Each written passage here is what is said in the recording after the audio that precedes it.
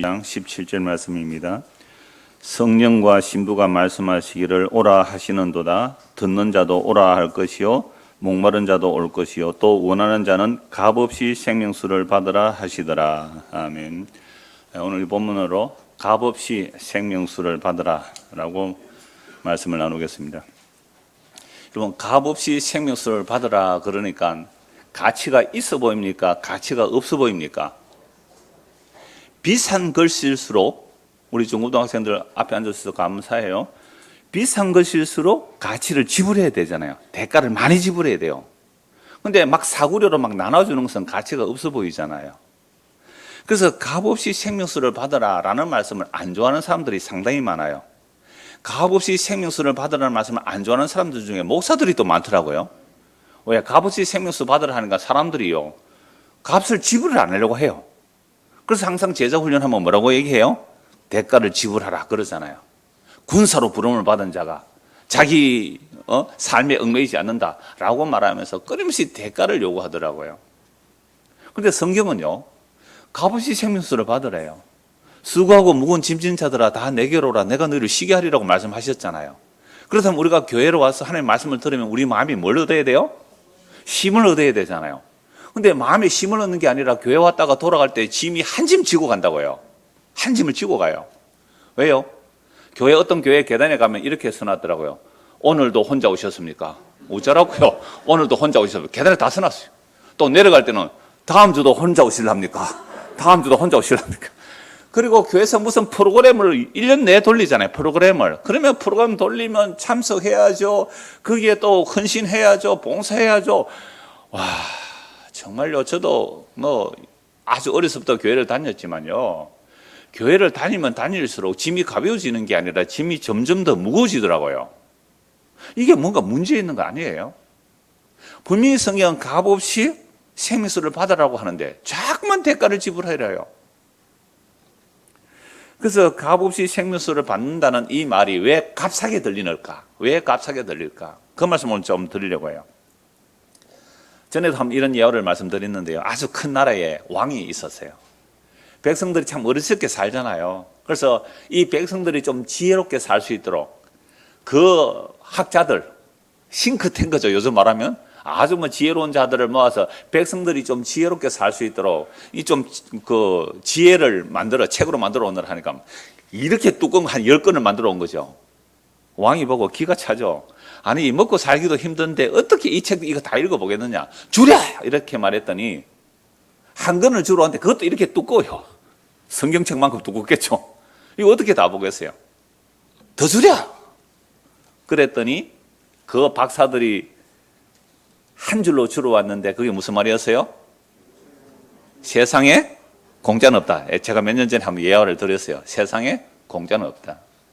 이게 동양적 지혜이기도 하죠. 그 다음에 서양적 지혜도 있는데요. 이건 경제 용어로도 사용됩니다. 경제 용어로 사용돼. 공짜 점심은 없다. 이 골드러시 시대 때 점심을 공짜로 드립니다 하고 식당에 써붙여 놓은 거예요.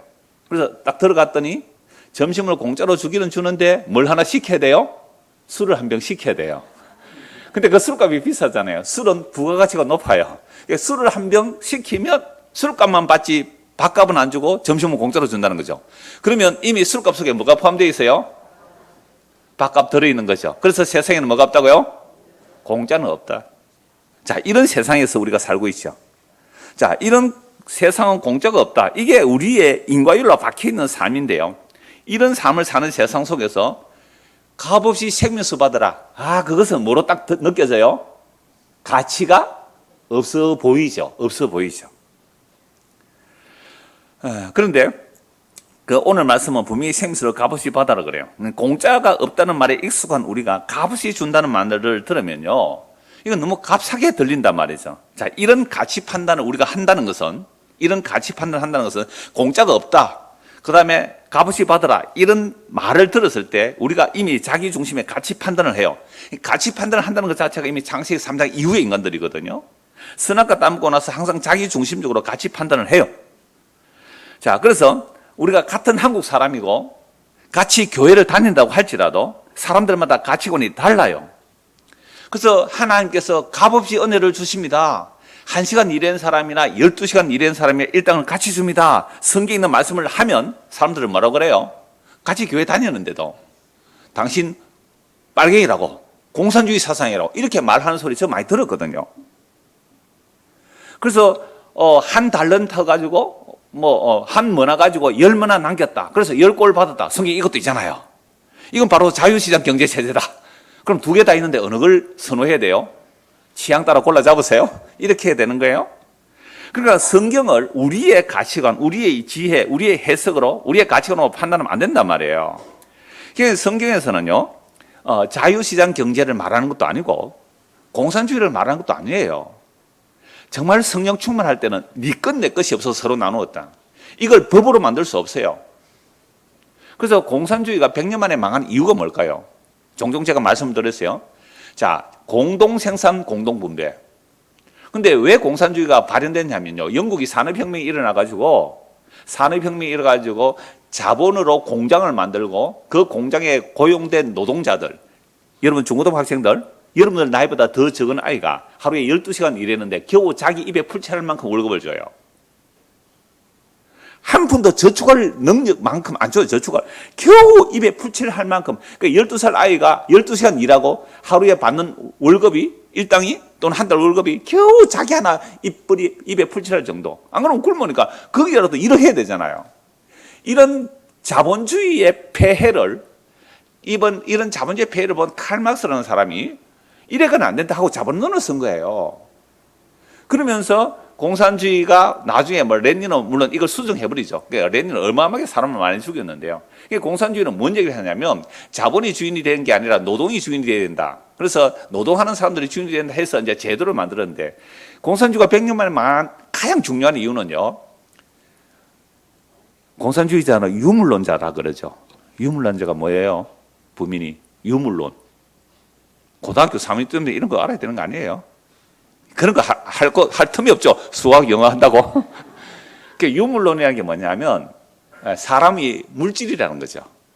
영혼을 인정 안 하는 거죠. 공산주의는 종교를 인정 안 하잖아요. 유물론이라는 것은 사람은 물질이라는 거죠. 물질이기 때문에 법과 제도를 제대로 만들면 좋은 세상 만들 거야. 유토피아 만들 거야. 그런데 나중에 결국 공산당이 권력을 장악하니까 오히려 더 수천만 원을 죽여버린 어마어마한 사건이 일어나죠. 기독교에서는 완전 공산주의라면 치를 떨 수밖에 없어요. 특히 대한민국은 북한에서 내려온 예수 믿는 사람들이 많거든요. 이런 우리의 문화적 환경이 있어요. 자, 그렇기 때문에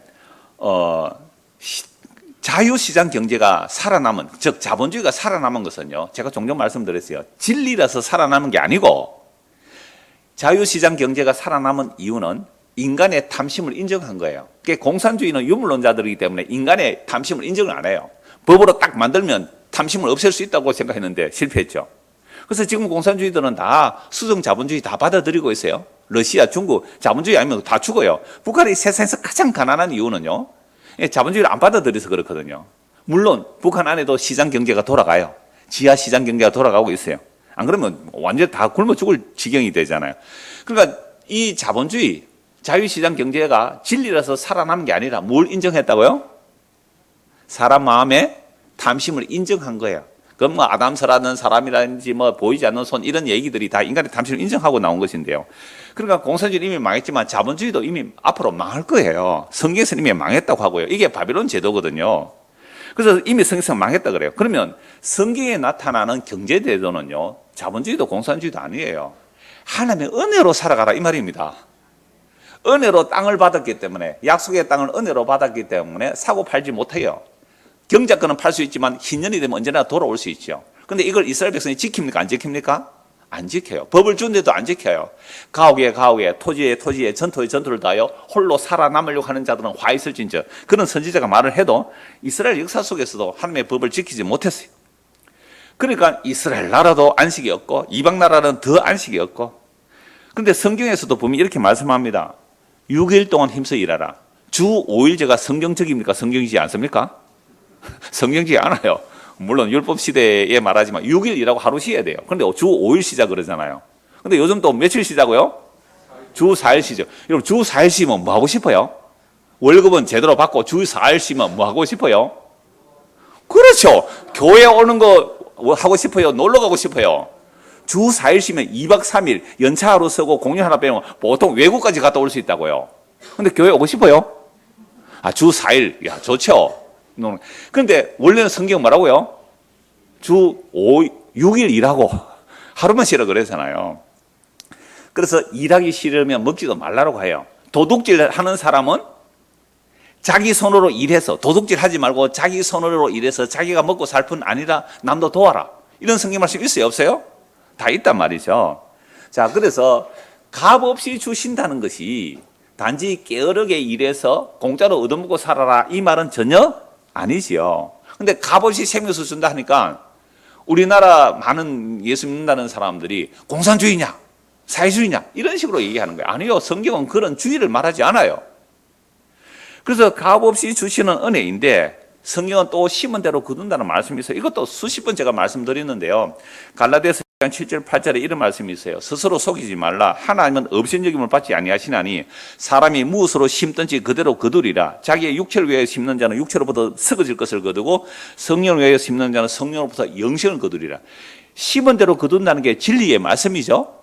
콩 심은 데 콩 나고 파 심은 데 팥 나는데요. 그런데 콩 심은 데 콩이 안 나올 수 있어요. 왜요? 가물면, 비가 한 방울도 안 나오면 콩 안 나와요. 파 심어도 안 나와요. 그래, 인과율이 진리는 아니에요. 그런데 성경에서 심은 대로 거둔다는 이 말씀은 일반적인 진리를 말하는데 봄에 씨앗을 뿌려야 가을에 거둘 게 있어요. 근데 봄에 깨어서 안 심었다면 가을에 거둘 게 없잖아요. 그래서 심은 대로 거둔 데 딱 두 종류 있어요. 하나는 육체를 위해 심는 자가 있고 하나는 성령으로 심는 자가 있어요. 육체로 심는다는 것은 우리가 조금 전에 말했잖아요. 일하기 싫으면 먹지 말라고. 중고등 학생들 공부 열심히 하세요. 공부할 때 정말 엉덩이가 땀띠 날 정도로 열심히 하세요. 며칠 동안 공부해야 돼요? 6일 동안 열심히 일하셔야 돼요. 공부하셔야 돼요. 그리고 주일날 하루 쉬시고 말씀도 듣고 예배도 드리고. 그러니까 열심히 일을 해야 지극히 마땅해요. 6일 동안. 그런데 하나님께서 6일 동안 일하라고 하신 이유가 있어요. 그리고 7일째 안식하라고 하는 이유가 있는데 이건 좀 이따 말씀을 보도록 하고요. 그러니까 스스로 속이지 말라. 심은 대로 거둔다. 이게 뭐냐면 두 가지가 있다 그래서 하나는 뭐로 심는 거? 육체로 심는 자가 있고 하나는 뭐라고요? 성령을 위하여 심는 자가 있죠. 그래서 육체를 위하여 심는 자는 육체를 위해서 심은 것은 뭘 거둔다고요? 썩어진 것. 그러니까 우리가 썩는 양식을 위해서라도 반드시 일을 해야 돼요. 일 안 하면 안 되잖아요. 그리고 성령을 위하여 심는 자는 성령으로부터 뭘 거두어요? 금방 제가 말씀드렸잖아요. 뭘 거둔대요? 성령으로부터 영생을 거두는 거죠. 그러니까 성령이 우리에게 오셔서 성령이 주체가 되어서 심게 하는 일은 영생을 거두는 일을 하게 하세요. 그러니까 우리 안에 성령이 임하여 예수를 믿게 되었다면 예수 믿는 것을 통하여 우리가 뭘 얻게 돼요? 영원한 생명을 얻는 겁니다. 그런데 육체가 되어서 심는 것은 육체로부터 뭘 거두고요? 썩어질 것을 거두죠. 그러니까 썩어질 것을 거두기 위해서 우리는 육체를 위하여 심어야 돼요? 안 심어야 돼요? 심어야 되죠. 그래서 열심히 일하는 거 아닙니까? 근데 육체에서 심으면 썩어질 것을 거두는데 문제는 이걸 바꿔버리는 거예요.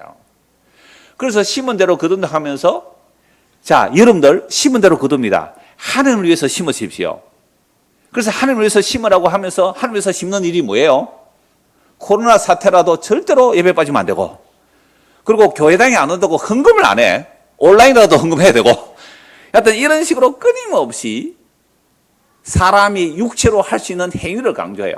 그렇게 열심히 이 땅에서 심어놓으면 하늘에서 뭐가 쌓인다고요? 상이 점점 쌓인다고. 그래서 상급차등을 얘기하는 거죠. 상급차등을 얘기해요. 그러면서 교회 안에서 선의의 경쟁이라고 하면서 경쟁을 시키죠. 그것도 교회 하는 일을 영적인 일이라고 해요. 여러분 교회에서 하는 것도 얼마든지 육체 일이 되는 거죠. 그래서 야고보서 3장 14절 15절을 보면 너희 안에 시기와 질투가 있다면 너희 안에 시기와 질투가 있다면 이것은 땅 위의 것이고 정욕의 것이고 마귀의 것이에요. 그러니까 교회 와서 영적인 일이라고 열심히 심으세요. 그러면 세상에서 복을 받고 하늘에서 상을 받는다고 하면서 교인들끼리 뭘 붙여요? 경쟁을 붙이죠. 경쟁 붙이면 그게 뭐라고요? 땅 위의 것이고 정욕의 것이고 마귀의 것이에요. 그러니까 교회 와서 하나님이 일이라고 하는 이 일도 성령이 주체가 되어서 하지 않고 내 육체가 주체가 돼서 하는 일은 그건 무슨 짓이에요? 마귀 짓이라니까요. 그러니까 교회 와서 무슨 짓 많이 했어요? 막이지만 했죠. 이건 예수님께서 베드로에게 말했잖아요. 예수님께서 십자가 진다 그러니까 베드로가 말리죠. 아니 그리스도라면 우리와 함께 하시고 적을 물리치고 하나님 나라를 이루어야 되는데 왜 십자가 죽어요? 죽지 마세요. 그 직전에 주는 그리스도시요 살아계신 하나님의 아들이라고 베드로가 제대로 신앙 고백해요. 그때로부터 비로소 예수님의 고난과 죽음을 얘기하니까 주님 이러시면 안 됩니다. 왜 죽습니까? 예수님 뭐라고 했어요? 베드로 보고 사탄아 물러가라. 너는 하나님 일을 생각 안 하고 사람 일을 생각한다. 그러니까 예수님께서 십자가 안 죽고 성공하는 일은 누구 생각이에요? 사탄의 생각이에요. 그래서 베드로의 생각은 사탄의 생각, 사탄의 생각 곧 이꼴 사람의 생각이에요. 그러니까 우리가 평소에 의식 없이 그냥 생각하고 살아가는 것은 다 누구 생각이에요? 사탄의 생각입니다. 우리가 평소에 성경 안 보고 기도도 안 하고 말씀 안 듣고 그냥 자연스럽게 이 세상의 원리를 따라 인과율을 따라 심은 대로 거두는 그 원리 따라 살아가면 그건 누구에게 지배받는 삶이에요? 그 사탄의 지배를 받고 사는 삶이에요. 몰랐죠?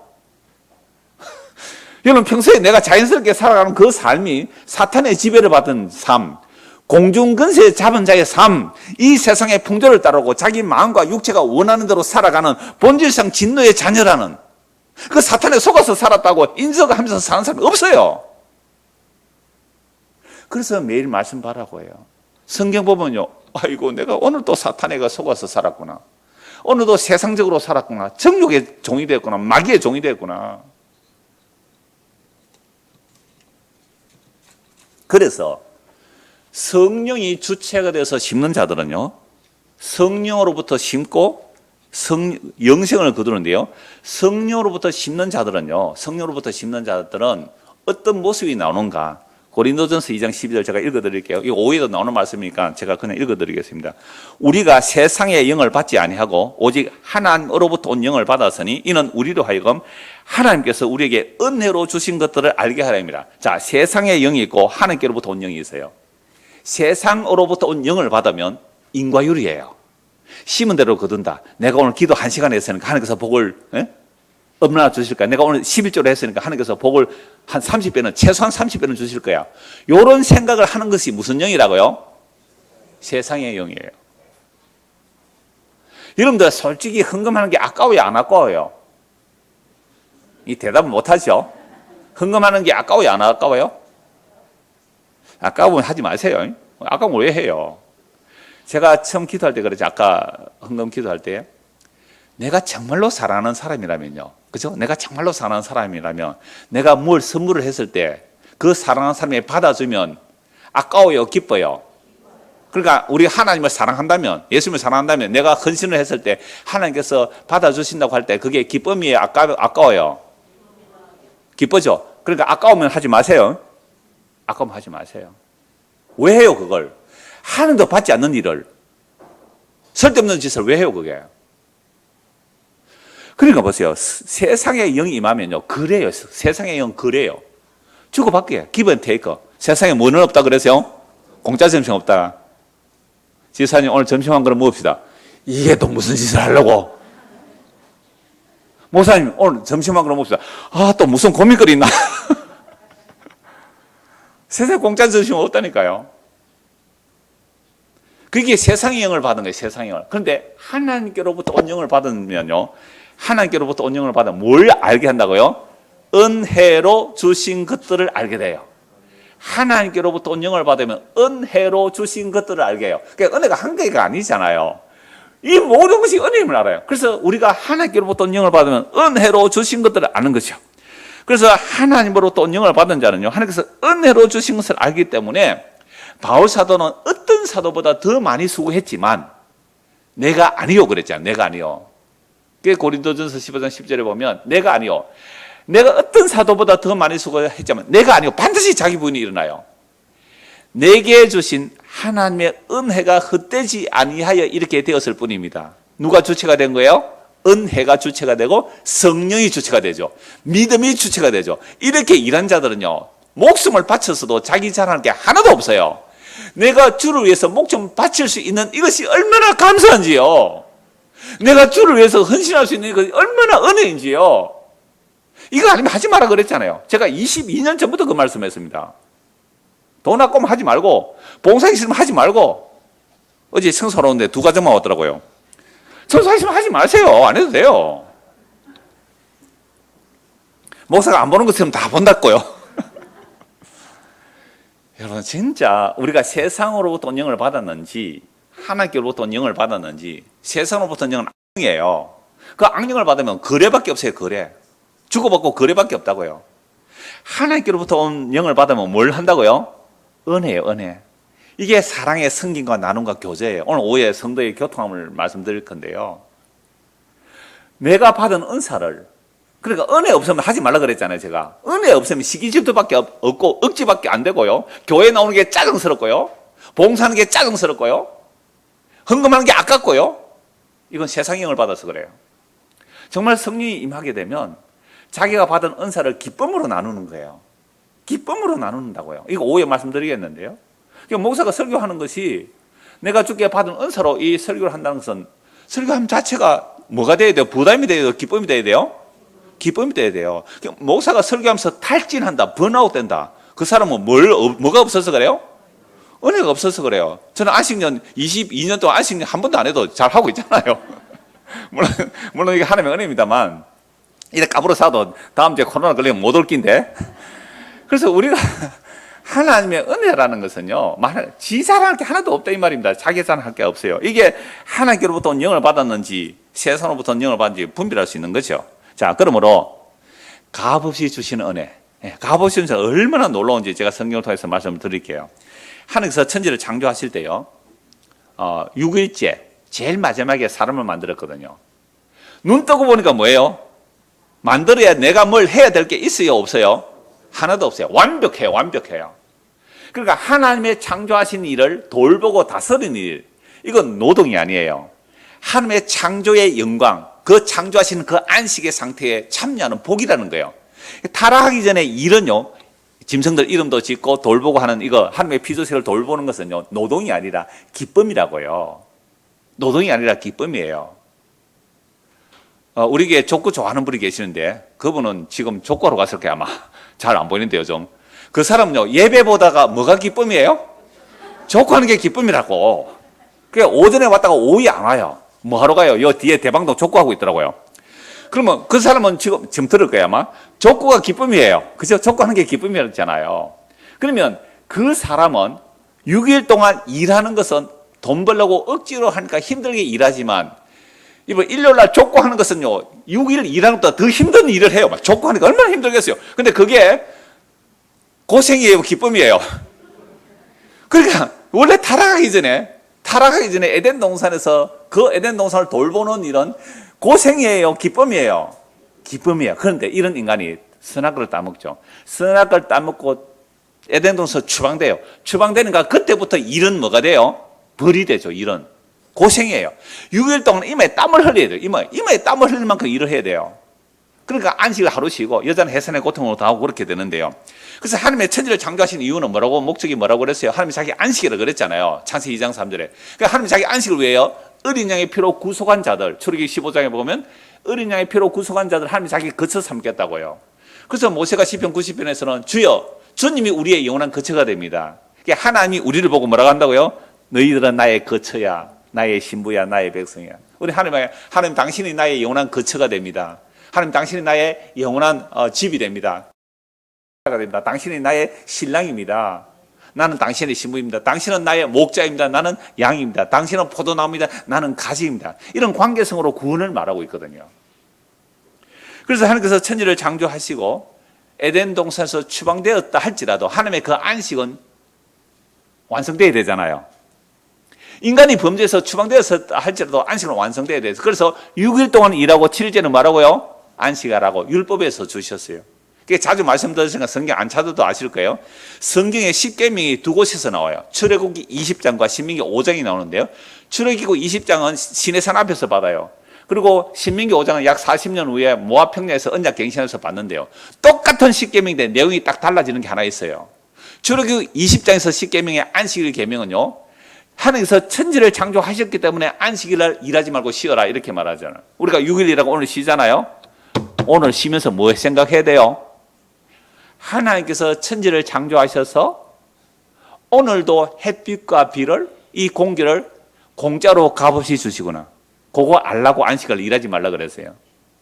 만약에 하나님께서, 우리 심은 대로 거둔다 말씀드렸잖아요. 하나님께서 우리에게 햇빛과 비를 주시지 않으면, 공기를 주시지 않으면 땅 자체도 하나님 거예요. 원래 하나님 거예요. 우리 거 아니에요. 그러니까 이 땅에 우리가 농사를 짓고 살아가는데 하나님께서 햇빛과 비를 주시지 않고 땅도 안 주셨다면 심을 수도 없었고, 땅을 주셨는데 여기에 우리가 씨를 뿌리고 거두어 드리잖아요. 하나님께서 햇빛과 비를 주시지 않으면 우리 입에 살 한 톨, 곡식 한 알, 채소 하나 우리 입에 안 들어옵니다. 오늘 아침에 밥 드셨죠? 물론 안 먹었습니다 하는 사람이 있는데 입맛이 없어서 안 드셨겠죠. 뭐. 그러니까 점심때 밥 드실 거 아니에요. 점심때 여러분 밥 드실 때 꼭 기억해 보십시오. 그 곡식 하나를 입에 씹으면서, 시금치 나물 하나 입에 넣으시면서, 김치 한쪽을 입에 넣으면서, 이게 하나님께서 햇빛과 비를 주시지 않았다면 우리 입에 반찬 하나 들어오지 않는다는 것 알고 밥 드셔보세요. 김치 하나만 가지고도 저는 밥을 먹을 수 있거든요. 김치 하나만 가지고 줄기 부분이 맛이 달라요. 중간 부분이 맛이 다르고요. 끝에 이파리 부분이 맛이 달라요. 그래서 김치 하나 가지고도 얼마든지 즐기면서 드실 수가 있어요. 그렇게 안 해보셨구나. 그러니까 우리가요, 하나님의 창조의 선물을 한량없이, 지금부터 값없이 한량없이 이 땅이 있을 동안 시험과 거둠과 봄, 여름, 가을, 겨울이 계속된다는 이 놀라운 하나님의 은혜를 지금도 하나님은 쉬지 않고 단 하루도 빼먹지 않고 햇빛과 비를 주시는 하나님, 그게 창조주 하나님이에요. 그 창조주 하나님을 기억하라고 하루를 푹 쉬라고 하세요. 하루를 푹 쉬라. 안식일을 지키는 가장 중요한 이유는 뭐 하지 않음? 노동하지 않음. 일하지 않아야 일하지 않아야 일 안 하고 쉬라는 거예요. 왜요? 내가 아무리 6일 동안 일을 하더라도 하나님께서 햇빛과 비를 주지 않으면 우리는 우리 입에 곡식 하나 안 들어와. 그래서 하나님께서 천지를 창조하신 그 창조를 감사하라는 거예요. 그런데 이 안식일을 이스라엘 백성들이 제대로 지켜요, 안 지켜요? 통닭 탄다고 바빠가 오랜만에 왔다. 안 지켜요, 안 지켜. 제가 지금 부부가 둘이 봐라, 안식을 지키자 하지 하는 두 사람 얘기하는 거 보고 내가 얘기하는 거예요. 보세요. 쉬어야 돼요. 쉬지 않으면요, 여러분 쉬지 않으면요, 정말 번아웃 돼요. 그래서 돈 벌려고 안식일을 쉬지 않고 일했는데 나중에요, 돈 좀 벌어놔서요, 몸 아파서 지금까지 번 거 한 방에 다 까먹을 수 있어요. 쉬어가면서 하세요. 쉬어가면서 하세요. 그런데 하나 더 연다고 또. 두 개만 해도 충분해요. 한 개 더 할 생각하지 말고 쉬어가면서 하세요. 쉼이 복이라니까. 하늘에서 허락지 않으면요, 허락지 않으면 이 창조의 선물을 값없이 받고 사는 거예요. 두 번째, 이런 말씀을 듣고 갔는데 말을 안 들어요. 40년 동안 말을 안 들어요. 그래서 신명기 5장에서는 안식일의 계명이 달라요. 너희를 애굽에서 구원했기 때문에 쉬어라. 그래서 구원도 우리가 뭐 한 거 없이 받는다고요? 일한 것이 없이 받는다. 이거 정말 중요한 내용이에요. 자, 그래서 우리 사람이 6일 일하고 7일째 쉬면서, 구약 성경에서 7일째 쉬면서 하나님의 창조를 선물로 받군요. 하나님의 구원을 선물로 받군요. 이게 영혼의 양식을 먹는 거예요. 그런데 이런 하나님의 말씀을 제쳐두고 스스로 자기가 자기를 살리려고 사는 삶, 잘 들으십시오. 그냥 제가 읽어드릴게요. 성경 찾으면 또 시간 많이 걸리니까 성경 구절 제가 성경에 다 찾아놓았으니까요. 예레미야 2장 13절입니다. 내 백성이 두 가지 악을 행하였나니 곧 그들이 생수에 거는 데는 나를 버린 것과 스스로 웅덩이를 판 것인데 그것은 그물을 가두지 못할 터진 웅덩이라. 오늘 값없이 생수 받으라 하니까 이 말씀을 보는 거예요. 이스라엘 백성이 두 가지 악을 행했는데 뭘 버렸다고요? 생수의 근원이 되신 하나님을 버려버렸어요. 생수의 근원이 하나님을 버렸으니까 자기가 스스로 웅덩이를 파고 거기에 물을 가둬두고 그 물을 마시고 살겠다. 그런데 그게 터진 웅덩이예요. 우리나라 말로 하면 밑 빠진 독에 물 붓기예요. 예레미야 17장 12절 13절입니다. 영원로우신 보좌여, 시작부터 높이 계시며 우리의 성소이시며 이스라엘의 소망이신 여호와여, 무릇 주를 버리는 자는 다 수치를 당할 것이라. 무릇 여호와를 떠나는 자는 흙에 기록이 되어오리니 이는 생수의 근원이신 여호와를 버림이라. 예레미야 같은 말씀이에요. 여러분, 예레미야는 예루살렘에 멸망하는 것을 목격한 선지자입니다. 왜 예루살렘이 멸망해요? 안식일을 안 지켰어요. 안식일을 안 쉬었다고요. 안식을 일했다니까요. 창조와 구원이 값없이 일한 것도 없이 은혜의 선물로 주어지기 때문에 안식일에는요, 짐승도 일하지 말라 그랬어요. 짐승도. 자기 종도 일시키지 말라고요. 너희들이 살아가는 것은 하나님의 창조의 완성, 구원의 완성으로 주어진 은혜로 살아가는데 왜 짐승 일시키고 종들 일시키느냐는 거예요. 그래서 하나님을 버리는 것이 바로 생수의 근원을 버리는 것이고, 그들은 흙에 기록된다. 흙으로 돌아가야 되는 인생이란 말이잖아요. 그래서 우리가 하나님의 말씀을 듣는다는 것은 땅에서 떨어지는 이야기거든요. 이러면 선악과를 따먹게 한 뱀의 저주가 뭐예요? 평생 너는 배로 땅에 기어다니고 흙을 먹으리라. 땅에 딱 들어붙어서 떨어질 줄 모르는 것, 이게 저주예요. 땅에 들어붙어서 떨어질 줄 모르고 땅의 것만 바라보고 사는 것, 이게 저주의 삶이에요. 우리가 태어나면서 지금까지 이 땅에서 딱 들어붙어서 땅의 것 추구하며 땅의 영광 바라보면서 살아온 이것이 저주의 삶이라고요. 근데 그 저주의 삶을 못 받았다고 막 부러워한다고요. 누가? 예수 믿는 사람이. 그럼 가짜예요, 그 사람. 너희가 다시 살리심을 받았다면 땅의 것을 생각하지 말고 위의 것을 찾아라. 위에는 우리의 생명이 그리스도에서 감추어져서 하나님 보좌 우편에 계시느니라. 그래서 그가 영광교회에 나타날 때 너희도 그와 함께 영광교회에 나타나리라. 너무 선명해요. 어중간하지 않아요. 목사님, 그래도요, 그런데요, 그렇지만. 그가 마귀한테 속은 거예요. 말씀을 왜곡시키는 거예요. 뭐가 그런데 그렇지만 그런데요가 어디 있어요?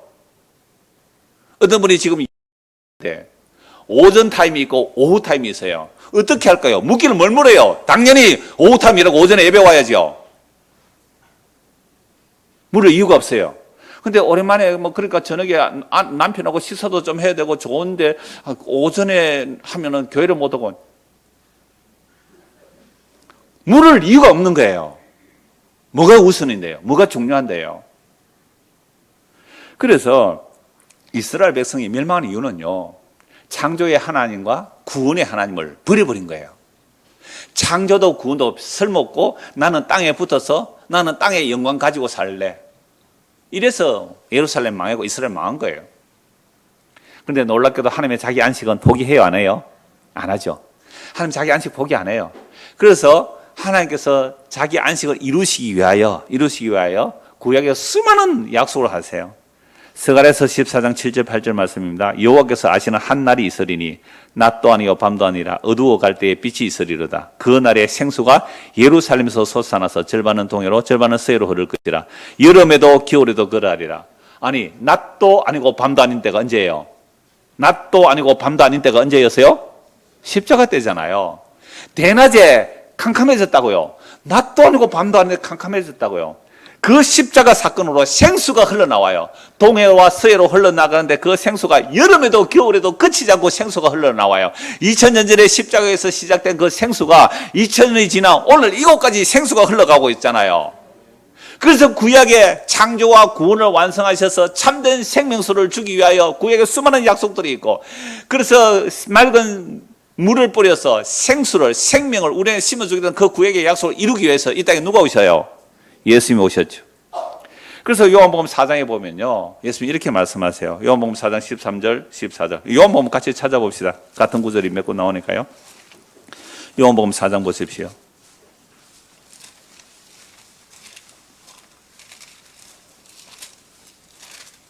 13절. 예수께서 대답하여 이르시되 이 물을 마시는 자마다 다시 목마르니와 내가 주는 물을 마시는 자는 영원히 목마르지 아니하리니 내가 주는 물은 그 속에서 영생하도록 솟아나는 샘물이 되리라. 제가 자주 인용하는 말씀이잖아요. 지금 남편을 6번째 남편하고 사는데 그 6번째 남편도 자기 남편이 아니에요. 우리가 말하는 흔히 기둥서방이죠.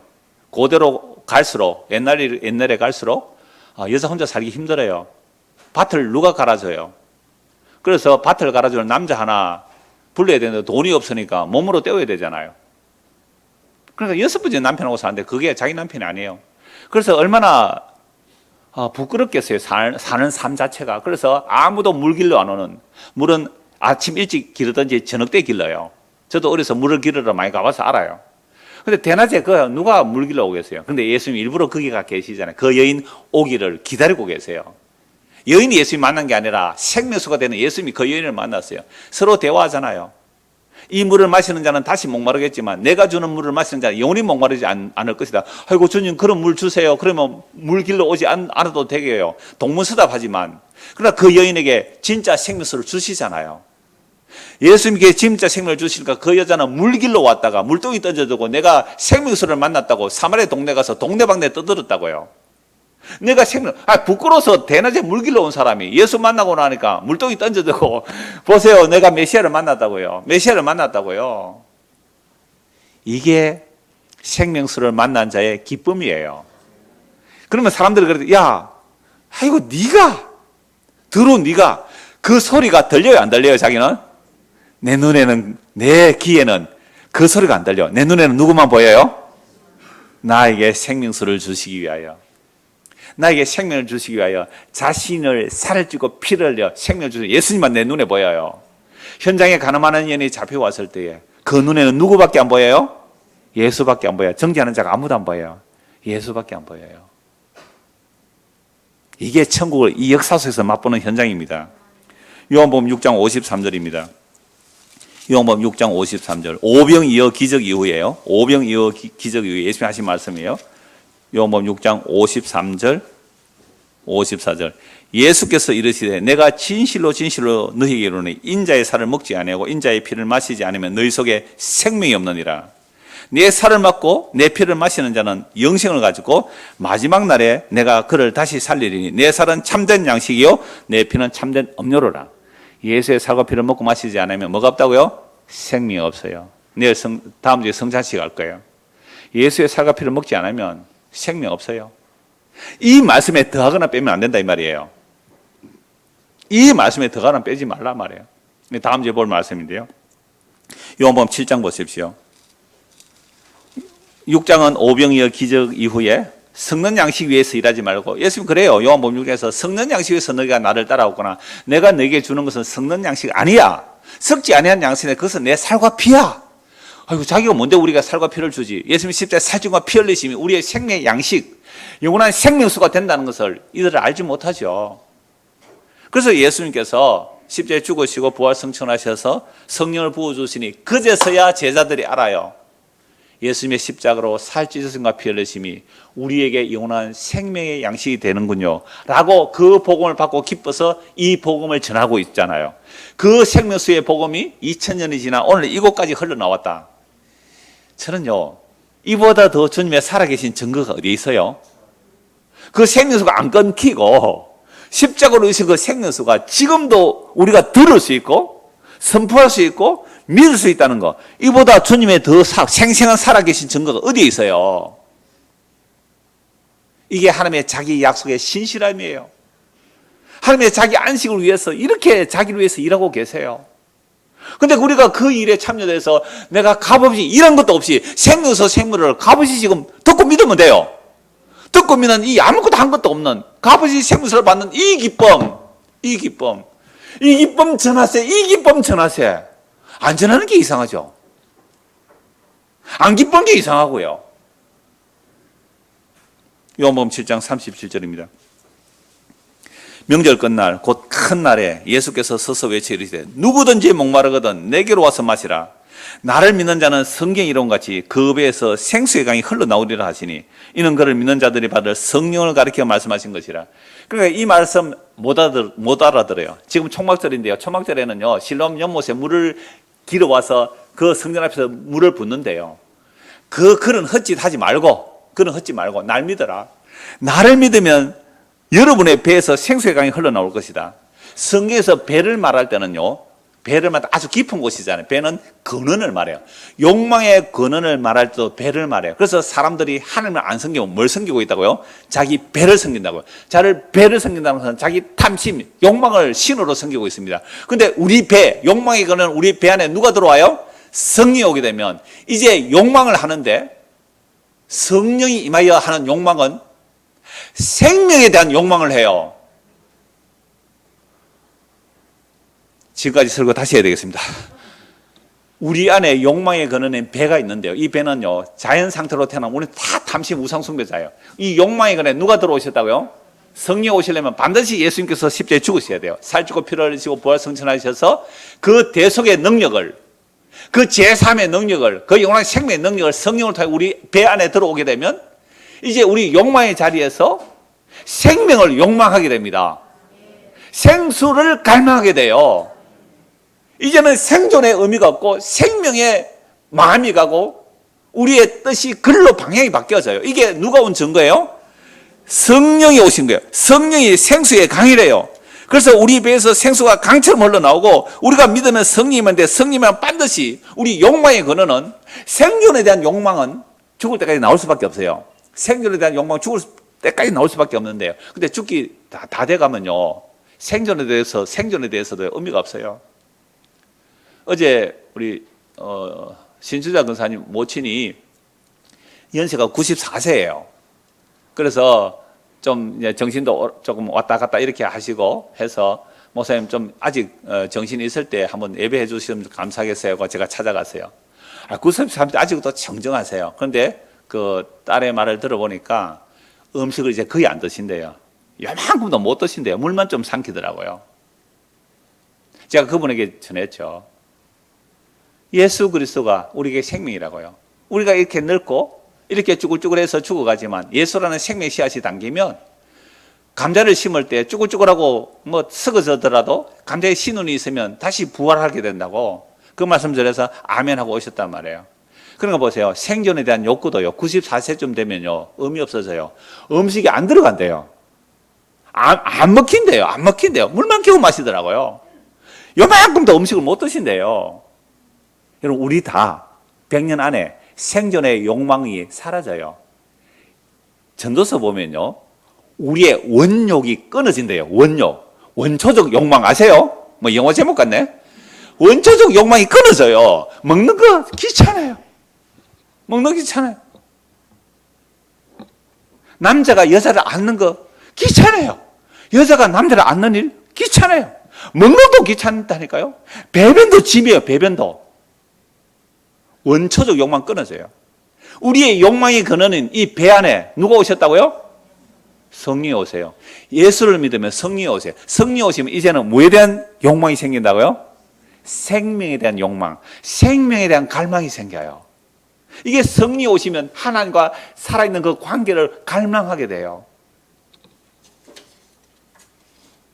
그래서 생존에 대한 욕망들이 생명에 대한 갈망으로 바뀌어지는 이것을 하나님의 은혜라 그래요. 일한 것도 없이 받는 하나님의 은혜라고 말씀하고 있어요. 자, 그래서 성경 시편 49편 한번 보십시오. 시편 49편.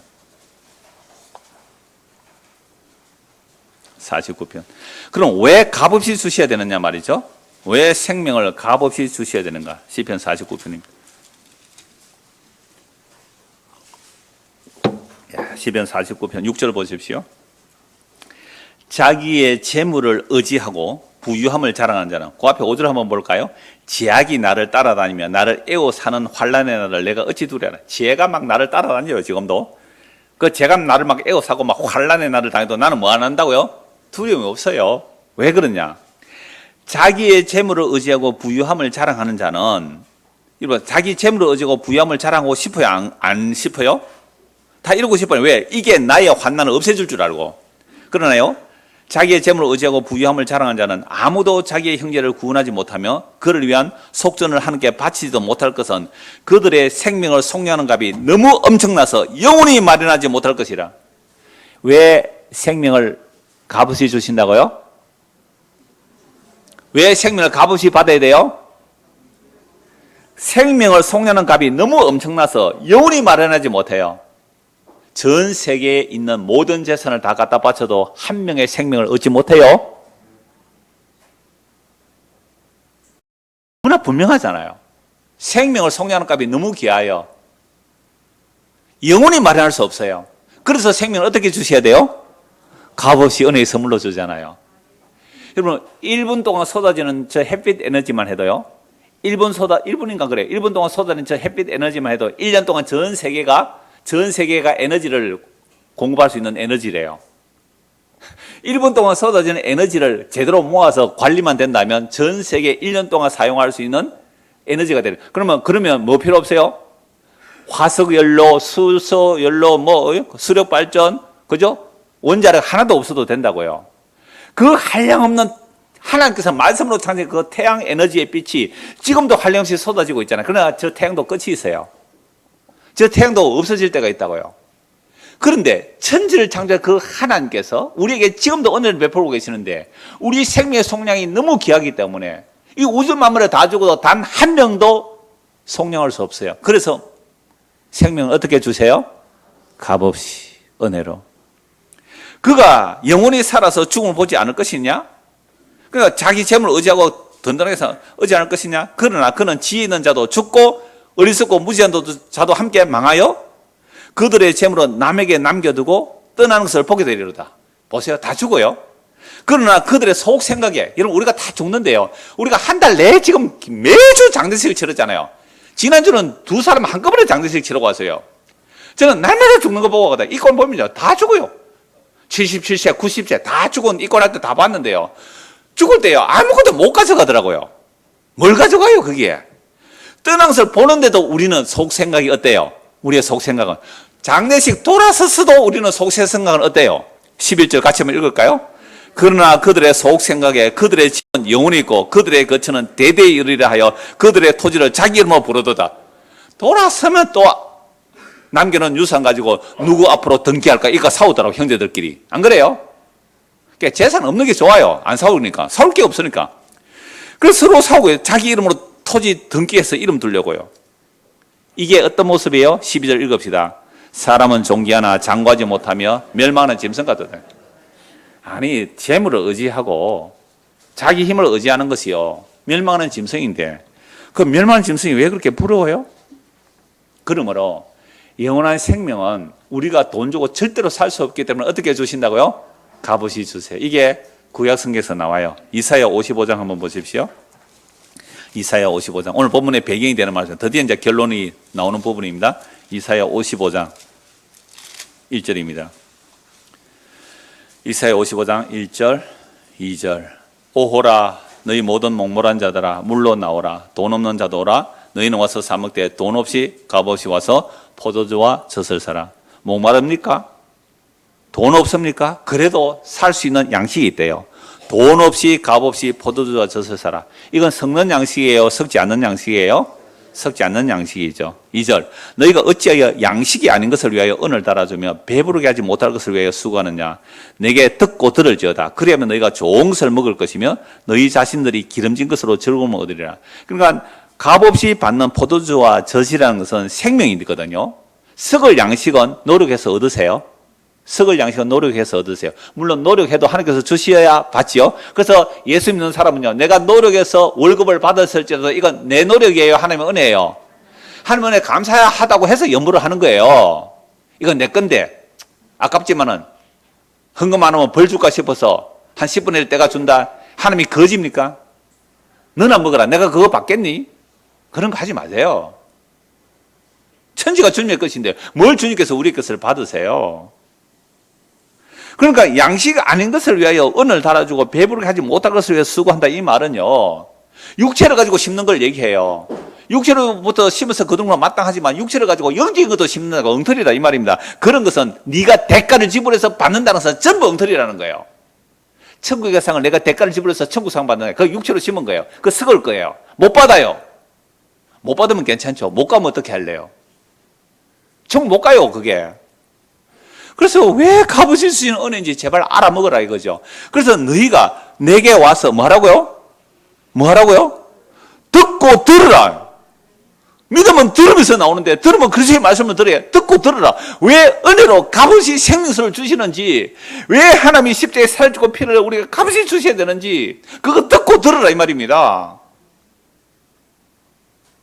그러면 너희가 좋은 것을 먹을 것이고 너희 자신들이 기름진 것으로 이 좋은 것 기름진 것이라는 것은 성령을 말해요. 진짜 좋은 것은 성령이에요. 성령 오면 자기 죄가 뭔지 알고 예수를 믿게 되잖아요. 그래서 3절 너희는 귀를 기울이고 내게로 나와 들으라. 그리하면 너희의 영혼이 살리라. 그럼 우리 교회에서 말씀 듣는 이유가 뭐예요? 우리의 영혼이 살리라. 우리 영혼이 살리라. 내가 너희를 위하여 영원한 언약을 맺어. 언약이 영원한 언약이야. 창조 언약이 그죠? 구원의 언약이 영원한 언약인데 이게 다윗이 받은 영원한 언약이에요. 아브라함이 받은 영원한 언약이에요. 모세가 받은 영원한 언약이에요. 모세 율법은요, 왜 인간이 행위로 구원을 이룰 수가 없고 은혜로만 구원을 얻게 하는지 알게 하려고 율법 주신 거예요. 구약의 모든 언약을 받은 자는 영원한 언약입니다. 그 영원한 언약을 맺어드리니 곧 다윗에게 허락한 확실한 은혜라. 여러분, 다윗에게 왕위를 이어준다 그랬잖아요. 근데 다윗이 우상숭배하여요. 가늠해요. 살인해요. 결국 다윗의 왕위도요, 바벨론에서 망해버리거든요. 근데 하나님의 언약은 영원하죠. 바벨론 벌써 돌아오게 합니다. 돌아오게 하셔서 계속해서 하나님의 약속을 주시고 드디어 다윗에게 허락한 확실한 은혜 주시기 위해 누가 오셔요? 예수님 오셨어요. 예수님 오셔서 십자에서 살을 주고 피를 흘려 죽으심으로써 영원한 언약을 이루어내시죠. 그 영원한 언약을 이루어내셨기 때문에 이미 구약 시편에서 다윗이 이렇게 노래하거든요. 내 죄가 가려움을 받는 것, 일한 것도 없이 내 죄가 가려움을 받는 자가 복이 있다. 이것을 바울 사도가 그대로 인용해서 하는 말씀이 로마서 4장입니다. 로마서 4장 보십시오. 로마서 4장.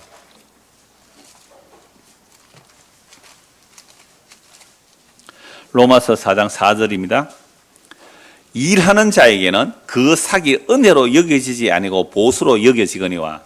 바로 이 아브라함도 있습니다. 아브라함의 믿음으로 의롭다함을 받았다는 것을 바울이 설명하는 거예요. 아브라함의 믿음으로 의롭다함을 받았다. 행위로서 의롭다함을 받았다면 자랑할 것이 있을 거예요. 우리가 천국 가는데 우리 행위로 천국 가다면 자랑할 게 있을 것인데 천국에는 아브라함도 자랑할 게 없어요. 왜요? 행위가 아니거든요. 뭐로요? 믿음으로. 누구 믿음으로? 예수 믿음으로. 아브라함이 믿은 거 예수 믿은 거예요. 갈라디아 3장 16절 그리스도를 믿은 거예요. 장차 올 그 시 예수 그리스도를 믿음으로 의롭다함을 받아서 천국 갔거든요. 그러면 아브라함은 천국 가서 자랑할 게 있어요? 없어요? 없어요. 왜요? 행위로 구원받은 게 아니라 은혜로 구원받았기 때문에. 다윗도 똑같아요. 다윗도 살인하고 가늠한 놈이잖아요. 그래서 다윗은요, 시편에서 그 고백을 해요. 그래서 바울이 이 인용을 하는데, 일하는 자에게는 그 삭이 은혜로 여겨지지 아니고 보수로 여겨지거니와 이를 아니할지라도 경건하지 아니한 자를 의롭다 하시는 이를 믿는 자에게는 그의 믿음을 의로 여기시나니. 아브라함이 하나님의 약속을 믿었어요. 씨를 주겠다. 그 씨는 예수님이에요. 그 씨를 믿음으로 의롭다함을 받았잖아요. 일한 것이 없이 하나님께, 요 앞에까지는 아브라함입니다. 일한 것이 없이 하나님께 의로 여기심을 받은 사람의 복에 대해 다윗이 말한 바, 다윗도 일한 것도 없이 받았어요. 아브라함과 다윗이 일한 것도 없이 받았어요. 뭘 받았어요?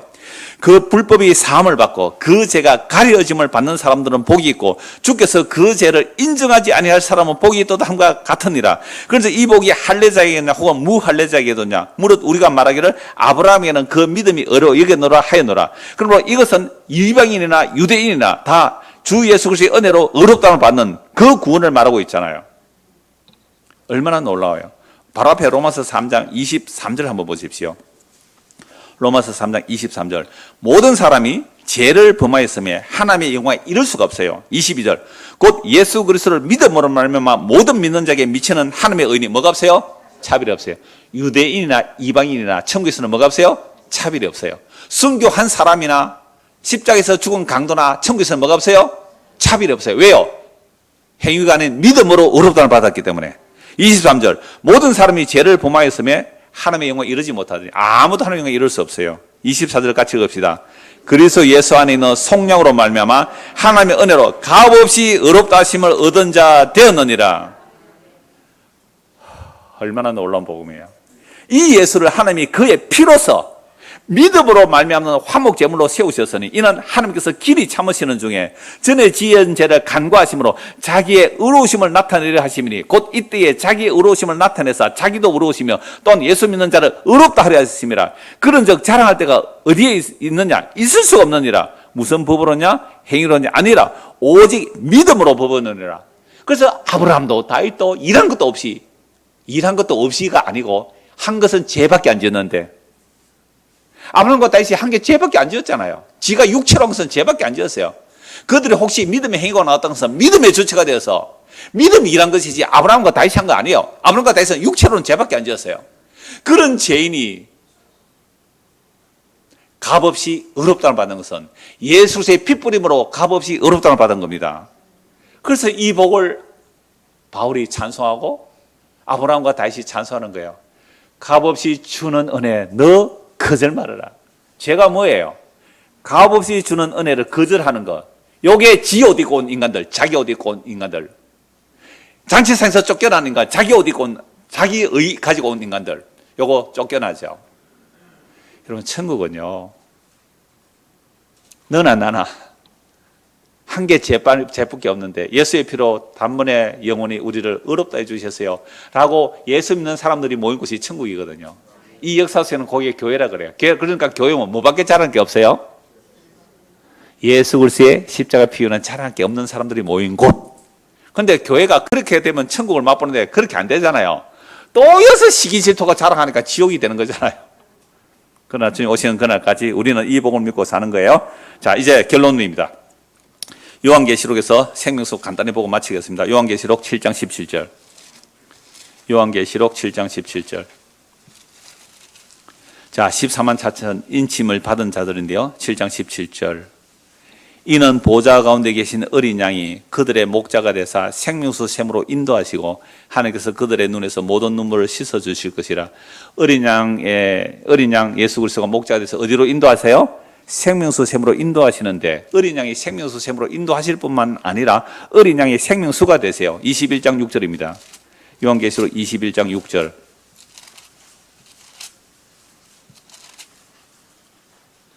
또 내게 말씀하시되 이루어도다. 나는 알파와 오메가요 처음과 마지막이라. 내가 생명수 샘물을 목마른 자에게 어떻게 해요? 값없이 주리니. 생명수 샘물을 하나님의 보좌와 어린 양으로부터 나오는 그 생명수 샘물이 값없이 주세요.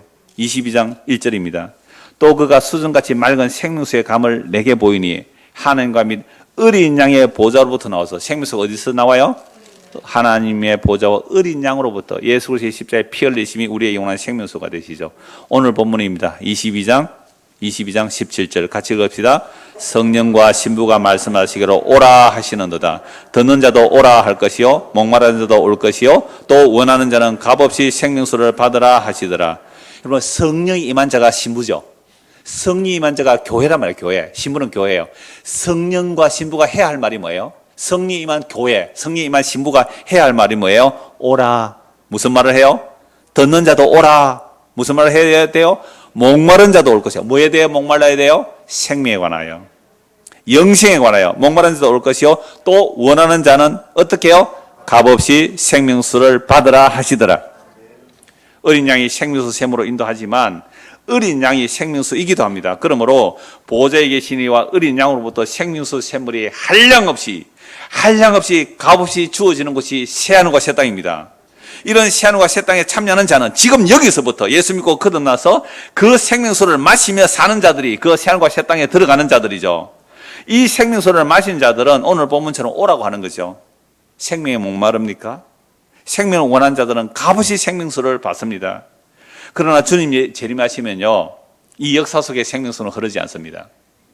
이 역사 속에 생명이 흐르지 않고 지옥에는 이 생명수가 흐르지 않아요. 시한과 새 땅에서 영원한 생명수가 흐르는데 그 날이 이르기 전에 지금 여기에서 영원한 생명수가 되신 예수 그리스도를 믿음으로 그 예수 그리스도가 우리 안에 생명수가 되어 흘러 넘치는 저와 여러분 되기를 소원합니다. 기도하겠습니다.